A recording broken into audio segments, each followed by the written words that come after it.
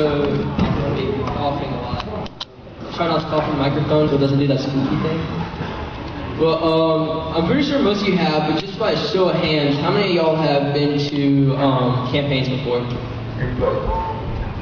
And how many of y'all have done the pole jump? Alright. Yes, you can. No, John actually did it. I thought he was going to die of a heart attack on the way up. Either that or the last 3 hairs he has fall out on the way up. We feel the love up here, feeling the love.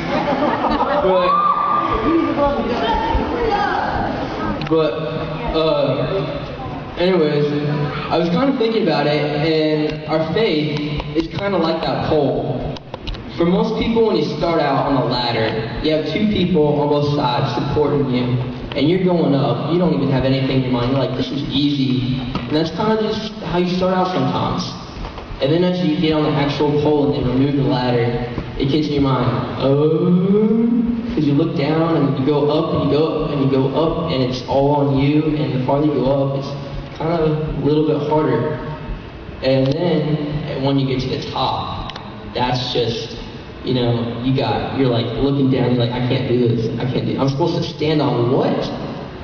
So, you know, our faith is kind of like that, because we climb and we climb and we climb, and then we get hit with something, and then we start having that doubt. And so I'm just going to go right first slide. Alright, so faith is, Hebrews 11:1 says, faith is being sure of what we hope for and certain of what we do not see. And then, there we go. And then I just want to point out, if you go on Webster.com, the definition of faith will be a firm belief in something for which there is no proof. And right there, I just got to say, Hebrews has it right. Because no proof of God's existence to me is just stupid. Because, you know, we got the Bible right there. And whether you want scientific proof, historical proof, or just your own experiences, you got it right there. I mean, in Luke 21, it tells of it prophesies Jerusalem's destruction and the dispersion of Jews everywhere. It happens. It prophesies the fall of Rome, and prophesies the fall of Greece in Daniel 2:29-30. It happens. And then we go to scientific, and it says in Isaiah 40:22, it is he who sits above the circle of the earth. And back at that time, we all thought the world was flat. We thought if you went out to the sea, you were going to fall out to God knows where. And also in Hebrews 3, it says, things which are seen were not made of things which are visible. This is hundreds of years before anyone even thought of atoms. So I just got to say right there, our faith is different. Because people say we base off of nothing. We got truth looking at us right there. Alright, next slide. But as I said, sometimes when we hit that top and we're climbing, we get that doubt. We're looking down, and all I gotta say is we all have doubts. If there's a person in here who has never had a doubt, please feel free to speak to us and tell us how. But I just gotta say, you know, it's really not easy for us to not have doubts, because we are human beings. It's almost part of our nature to question things. There's a saying that goes, if somebody tells you there's 3 billion stars in the sky, okay. If somebody tells you that bench is wet with paint, you're gonna go sit on it just to check it out. And then we also have this thing that many of y'all might not know, but we learn in psychology is our visual sense kind of overrides everything else, what we think, what we say, what we do. So things that we can see tend to be more in our mind than everything that's not. And seeing as though we can't exactly see God, you know, when we get hit by a devil so many times when we're doubting, it just makes it all much harder. Pick that up. Alright. Well, that originally started back with Adam and Eve in the Garden of Eden. When Satan went up to Eve asking her about what do you like to eat and stuff like that. And she says, I can't eat from this tree. God said, I'll die. And right there, Satan takes it and said, twist what God says. Surely you will not die. Surely not. What he did right there was kind of twist what God said, because what did happen was she did eat it and she did die spiritually. So,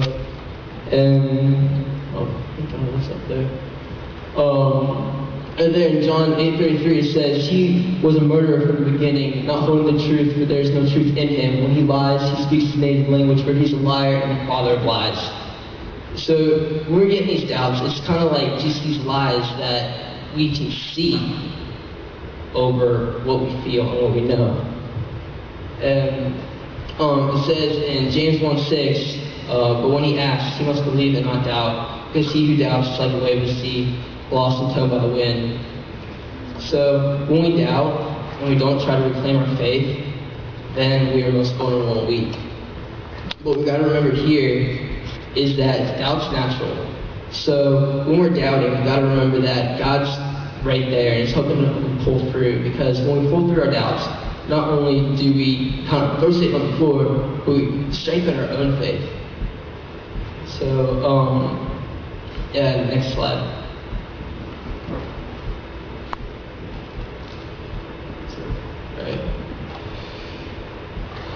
Alright, well, in 2 Corinthians 5:7, it says, we live by faith, not sight. So we need faith, because we can't literally see God. And John 20:29 says, then Jesus told him, referring to one of the disciples, because you have seen me, you have believed. And blessed are those who have not yet seen and yet have believed. Sorry about that. So, we're blessed because we may not have been in the time of Jesus, 5,000 years or so, but because we have this faith that He's there, we are blessed because, And Hebrews 11:2-12 talks about all these extraordinary events that God does for people when they have faith. It talks about the parting of the Red Sea, and Abraham almost sacrificing his son. And Matthew 17:20 then talks about if you have the faith of a mustard seed, you can move mountains. That's not saying walk up to a mountain and say, okay, God, I believe in you, move this mountain. It's saying that if you believe in Him, you can do anything. Anything's possible. And then also faith leads to obedience, which we really got to remember. Because when we trust and have faith, we end up trusting in God. And when we trust in something, we're going to obey what they say. Because when we obey Him, I don't know where I was going with that actually, sorry. But in this obedience, we show others the true power of faith in God and how we act. Because when we obey Him, we allow Him to make changes in our lives because we trust what His judgment is. We don't know what He's going to do. We don't know what He's going to want us to do. But we kind of just stand there, and it's kind of like just taking that leap of faith on the pole. You don't know if you're going to get it or not, but you're going to trust that God's just going to catch you. That road, when you jump, if you don't make it, it's going to catch you. So, and something else I just got to point out is everyone has faith in something. So, whether it be you're driving on the road, you're going to have faith that the person in front of you isn't going to slam on the brakes and stuff like that. But because everyone has faith in something, everyone is therefore capable of having faith in God. Whether they say they can or they can, it doesn't matter. In 1 Peter 3:15, it says, always be prepared to give an answer to everyone who asks you to give the reason for the hope that you have. That's kind of, sorry, but that's just kind of referring back to just trusting in God and back to your own personal examples or scientific and historic stuff. Whether you just need to know what you base your faith on. You can't take what Sonny or Chip says and just say, okay, they said it, I'm going to believe it. You got to have it from your own self. And then in Hebrews 11:6 it says, but without faith it is impossible to please him. So if we don't have faith in God, not only are we letting the devil get in our head, but through that our actions are just not going to please him. We're going to do things he does not want. We're going to do things we're going to regret in the end. And then next slide. Alright. So I just want to ask yourself, without faith, how do we hold on to God? And basically we couldn't, just plain simple. Because our head would get so filled up with what Satan's telling us, all these lies. Remember, he's a murderer. He's trying to kill us spiritually. All these lies and all these worldly views that we're impacted with daily, we just couldn't do it. And we can only be strong in proving and standing beside our beliefs with faith. Because without it, from any other person's point of view, there's no way to tell which religion is right. I mean, if you can't defend what your faith is, what makes that us different than everybody else. And yeah, well, that's everything.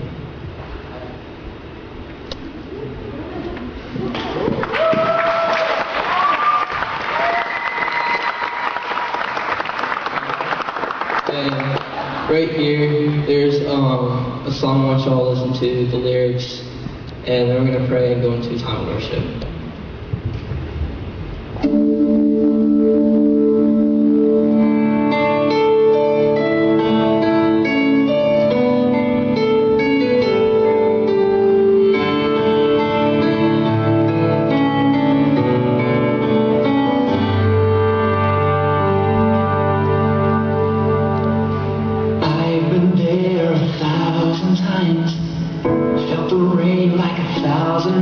And it hurts, I know it hurts. I've been there like a fighter plane, trying to fly